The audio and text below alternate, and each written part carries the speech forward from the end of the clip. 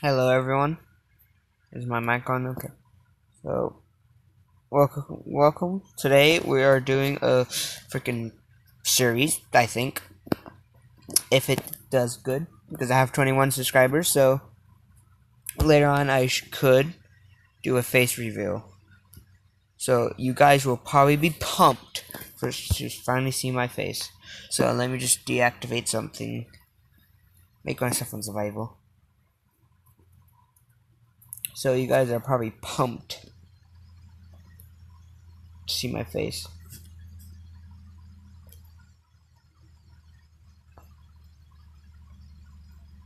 God dang. So give me a sec, guys.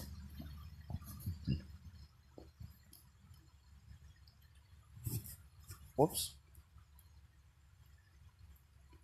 Now, you're gonna ask yourself how in the world I'm gonna do this. Well, I don't know. So you guys can join me if you have a phone. Or if not, probably a computer. And I'm gonna make a Discord so you can friend me on Discord. You know. That could be a crap stuck in my head now.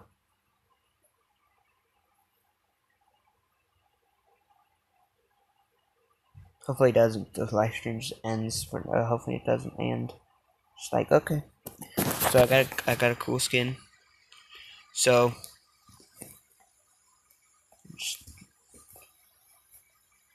let's see.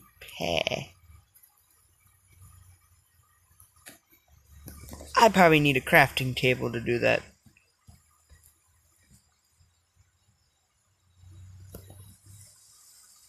But let me just get some wood. So I'm gonna live stream. Damn it. I'm gonna live stream this crap.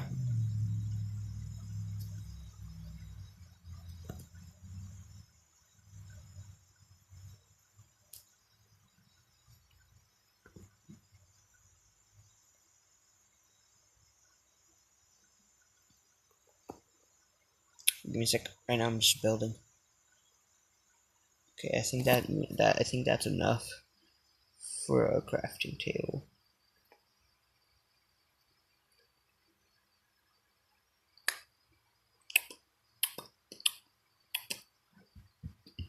Now crafting table.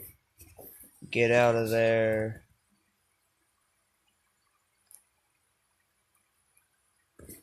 Do this, do this.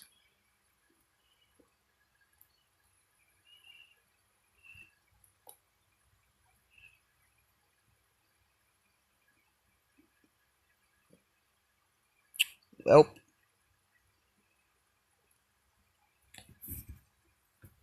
I need to do something. Crap.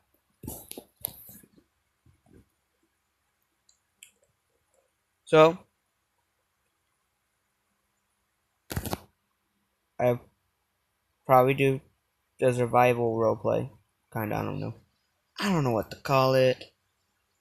So let me just get on creative. Freaking get the SCPs. Go back on survival because I'm gonna freaking build it from I don't know. So some of these SCPs I don't know. Just bear with me. Just bear with me. Okay. Oh, like I know 106. 106 I know. 066 I know. 682. But some of these guys I don't know.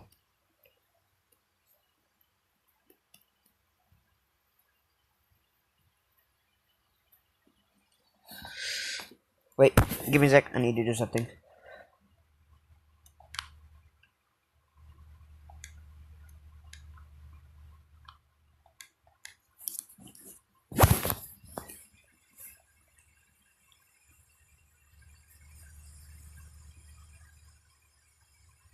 Hello.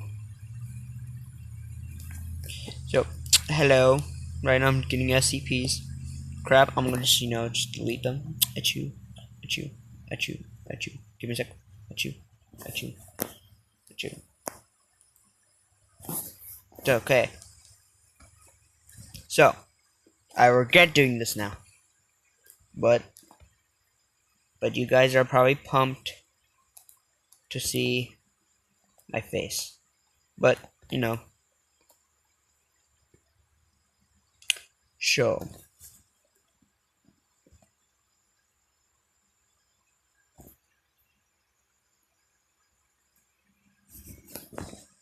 Tootie.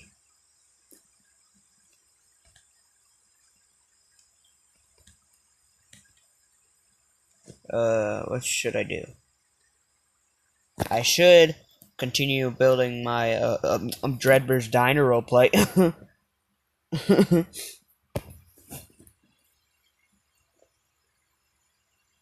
Thank God, I about to say, oh crap, I'm gonna lag.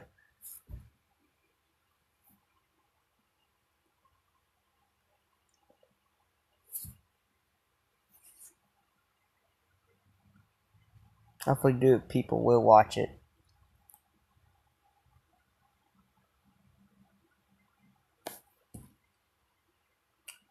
Yes, it is. Yes, it is called SCP Part 1. I don't know why I called it SCP. Oh, I know why. I know why. Hello, hi. You freaking go away, Blue Boy. So I know what to do. I should make an SCP building part. Well, I don't know. Don't question anything in life, okay? But comment if you like Balloon Boy from freaking FNAF, cause I don't. He's a dweeb. You know dweebs. He's the worst dweeb you ever meet. Just to let you guys know. Well, let me activate some mods. Let me do that.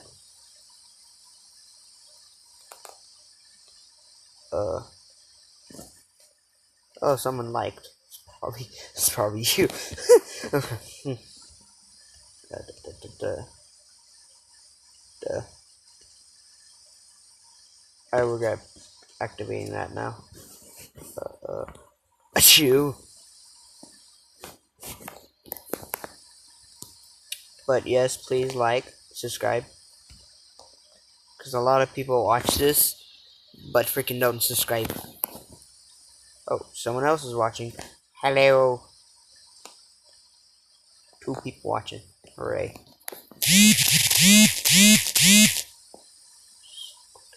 Okay, so, hello. Welcome to the live stream, everyone. I am doing an SCP building.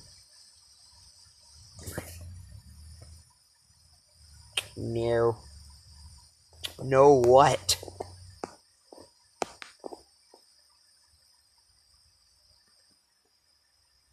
I don't know what to call it. Should I call it it's fuck it. Just screw it. Screw it. Screw it. You heard nothing.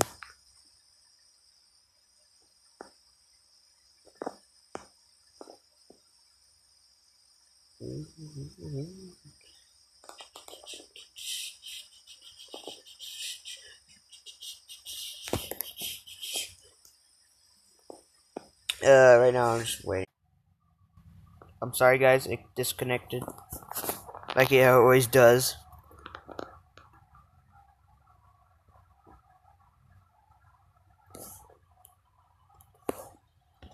Just sub to him. Yeah, I know. I knew that I have freaking 21 subs. I don't want to make the joke, but 21. I had to.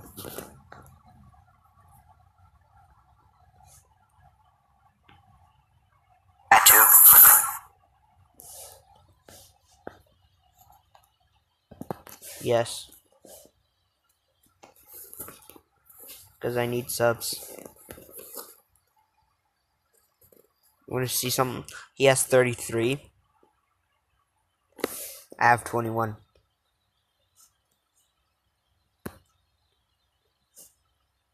We could react. I could watch. Whoops. Whoops. You see nothing, guys. SCP. animation. We're gonna watch that. Hopefully I don't get copyrighted. So we're gonna watch these videos. It's not that long. I'm gonna turn down my volume because probably for you guys it's gonna be loud. So let me just Hello?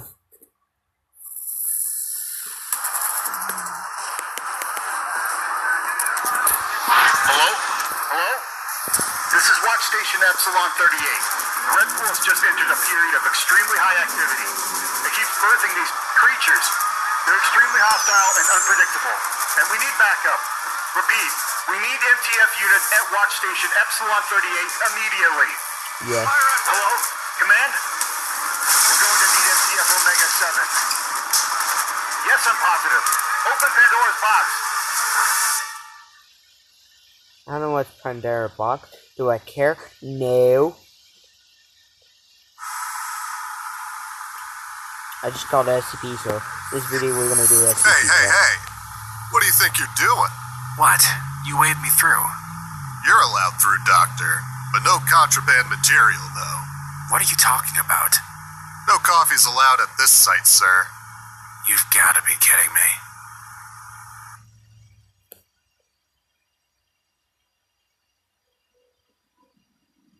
He is mad.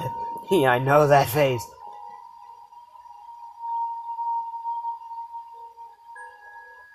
Alright, day 1 of the Red Pool exploratory mission. Rotten sort of day to begin something like this, I tell ya. Rumor has it that last night there was a total containment breach in some area or another. Then it turns out that there's no coffee allowed anywhere inside of Area 354. God knows why. And the whole mission almost ended in disaster when it turns out that they almost forgot to load the extra fuel on board. Who exactly is running the show around here? Anyway, we're now underway. Once everyone was on board, they set the rig in the pool, and we started diving a little while ago. I have to give the R&D guys their due. This thing is impressively engineered. It's basically I'm a just watching submarine with a YouTube drill attached to it. for a minute. It's not hydrodynamic at all, but we're not really going But swimming I will here. do We know SCP that the Red containment Pool rate. gets denser as you go down, so we'll probably have to start digging soon. In fact, for a while there, I had a definite feeling of going downward, but now we're dropping much more slowly. The pilot, Marty, says we're sinking at a rate of 10 meters an hour. Apparently at this depth, the pool is already getting pretty dense. It'll be slow going for a while, and that's fine by me. After everything that happened out here, I'm not exactly excited to see where those abominations came from.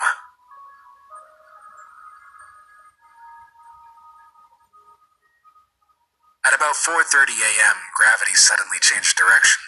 Boy, that was a fun way to wake up. We're now rising rather than sinking, which means we're more than halfway there.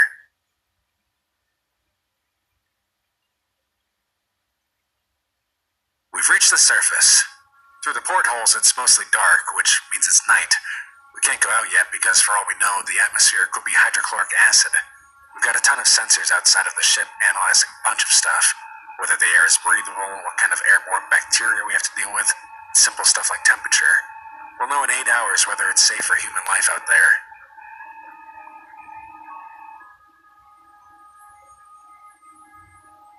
Surprisingly enough, it turns out the air is totally safe. It's surprisingly normal here, and it's winter on this side too. Good thing we brought our Canadian cold weather gear. Except it's been night for going on 20 hours now. What's going on?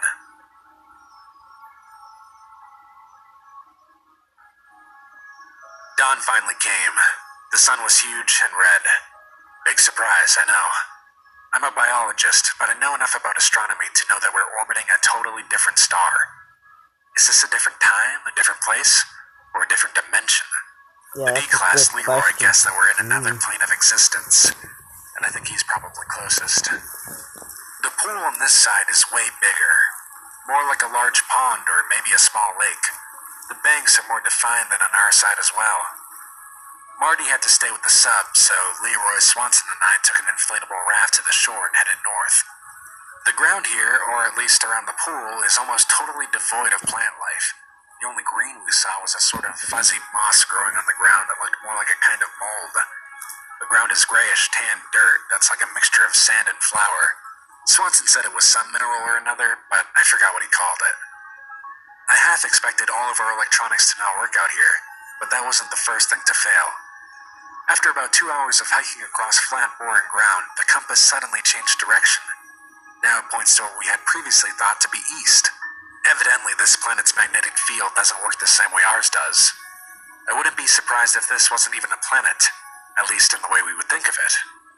Yeah. Not wanting to risk getting lost, we immediately made a 180 and headed back to the ship. I could have sworn that the trip back was less than half as long as the trip out. Tomorrow we'll work out a way of navigation that doesn't rely on the compass being sane.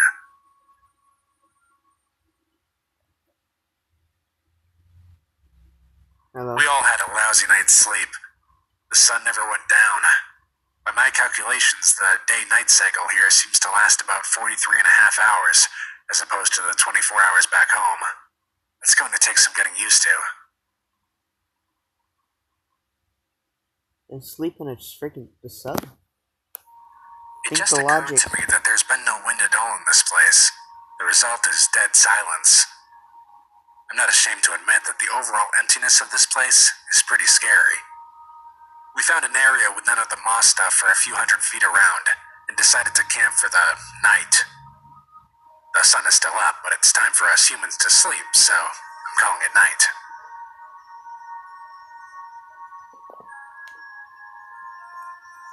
Sometime in the night, which was really daytime, we were all awoken by some kind of roar.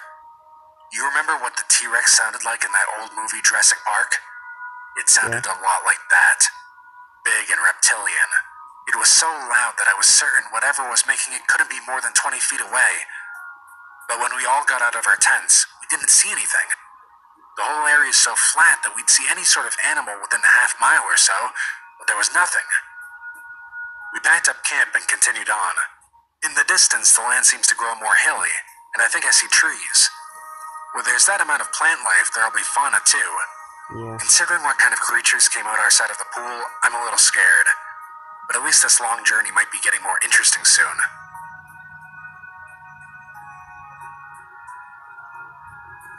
The bare ground has ended.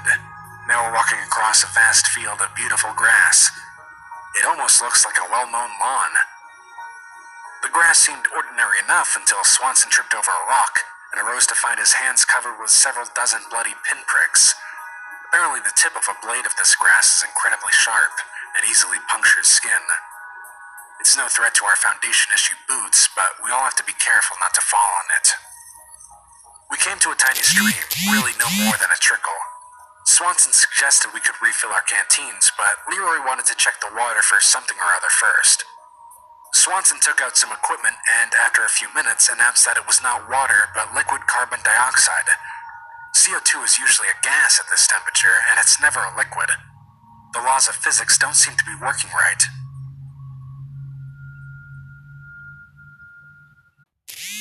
Sorry guys, it's disconnected.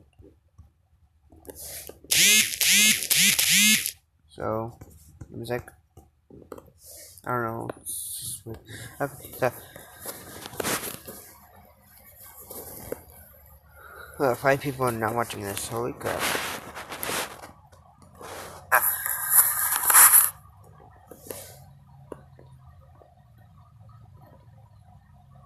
No one's watching this. I'm sad. I'm a lonely boy. Wait, I want to try something.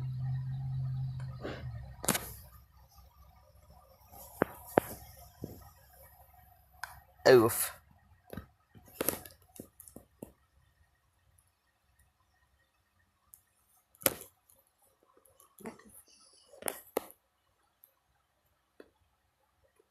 Yes, my Dreadbird looks cool, I know.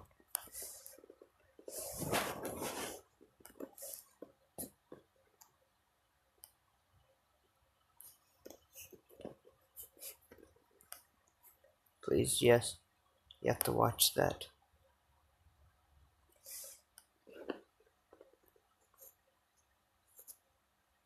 I like Siren Head, I don't know why. I mean this. And the whole thing.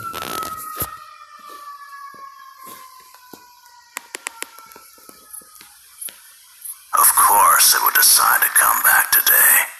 Of all days.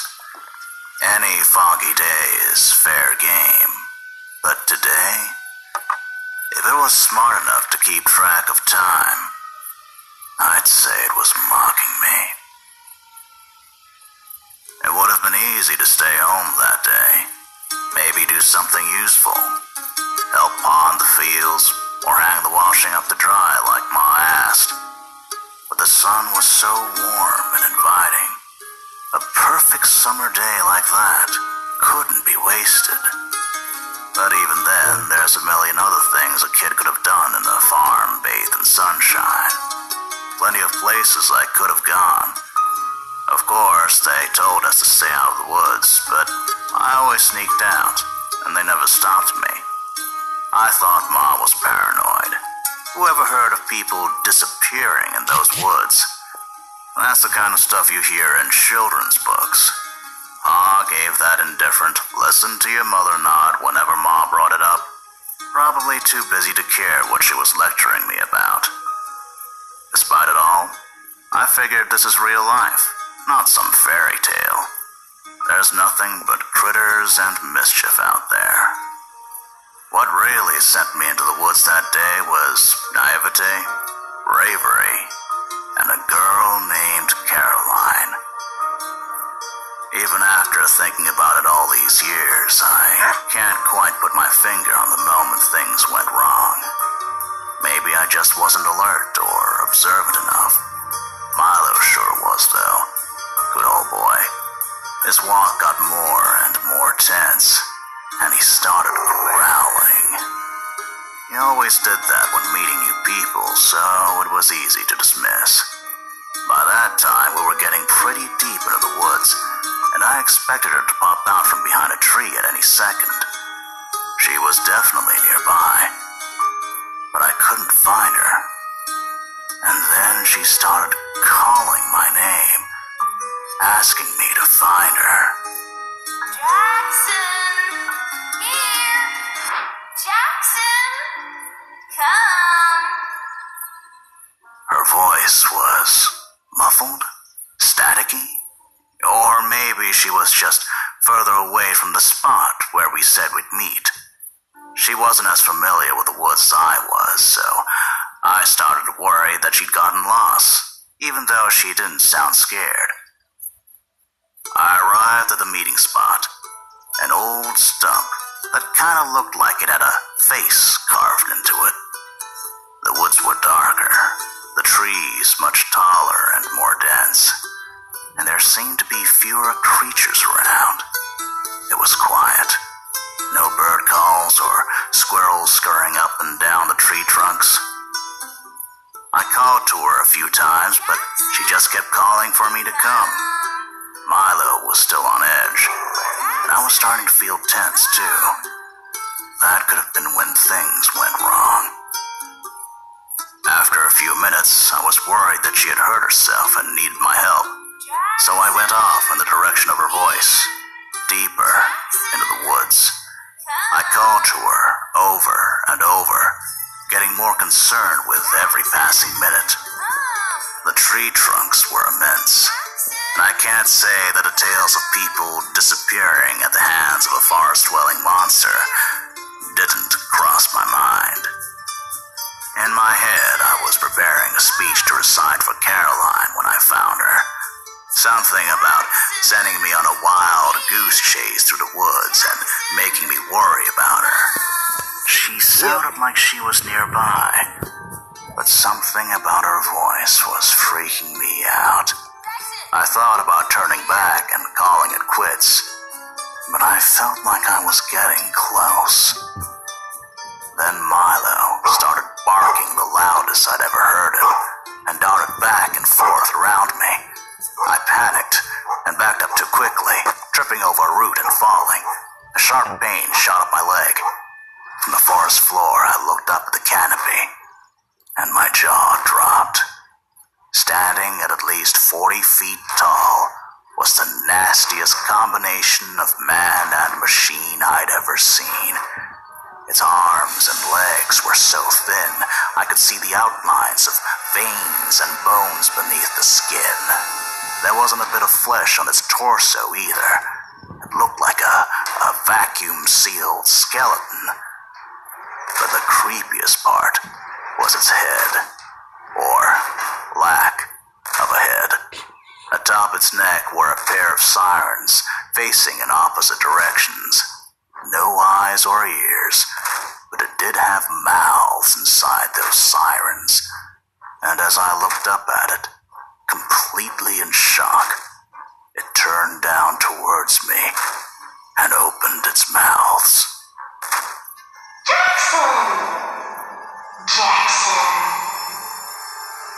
I scrambled to my feet and ran with all the strength I had. Milo bulked by my side, just as afraid as I was, hearing the deafening sounds of trees cracking around me, their enormous trunks splintering and crashing to the ground. That's when the siren started blaring from the creature's head. Oh no. My muscles burned and my lungs screamed for air as I burst into the clearing of our east field. Ma was standing by the truck on the far side, her mouth open in disbelief. I'm sure she could have felt the ground shaking from a mile away. Pa was already running towards me with a shotgun, but as he saw the horror that came behind me, he stopped dead in his tracks. Eyes wide, he pointed to the entrance to the tornado shelter built under the house. I didn't think that was going to be enough to keep us safe from this behemoth, but my body was giving out. The pain in my leg from falling in the woods was growing with every stride. I put everything I had into that last stretch of my sprint to the shelter. Milo managed to keep pace, and Pa ran ahead to unbolt the door. Ma broke out of a trance and scrambled towards the shelter, too. The sirens blared on, though ironically there was no tornado. The door flew open and Pa dove inside. Milo leaped in ahead of me, and I stumbled in a few seconds later. It took a few beats for me to realize Ma hadn't come stumbling through the door behind me. She was running as quickly as she could manage, wild eyes staring right into mine, screaming the whole way. But the thing was faster than her. Its final step toward her shook the ground so intensely, I thought the house was going to come down on top of us. She was knocked off her feet, and its massive hand came down on top of her. I looked away, but Pa was transfixed. I'd never seen such helplessness and pain on his face. Ma cried out my name as it lifted her up, then turned to walk back towards the woods. We couldn't do anything but watch. Jackson, come.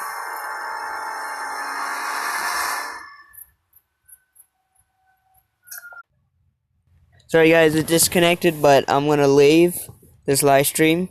So, whenever, probably at, I don't know, but I'm gonna go now. I see you guys in the next video. Bye-bye.